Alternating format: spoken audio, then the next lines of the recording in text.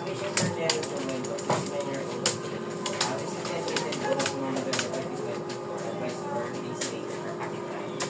Meron natin per dog kasi hypotension. Pero chronic hypotension. Punta to per palpitations ngayon. Kasi palpitations ito.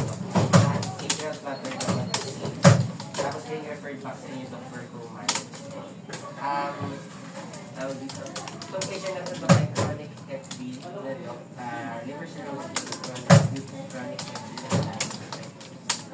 tapos kinauwi ito Doc ni Doc COVID before on back time Doc na 1/2 passing Eurodoc 40 sa umaga 27 Spirodoc na 50 old tapos tenofovir Doc na twice a week tapos before the palpitations Doc na nila Doc na nag-increase Doc yung abdominal girth niya tapos yung weight niya Doc nag-increase from 74 to 77.8 tapos sabi ko ito parang medyo mayroong decrease yung lumilipad naman pero around half the usual rate at ito may napuport out in the past 2 days ngayon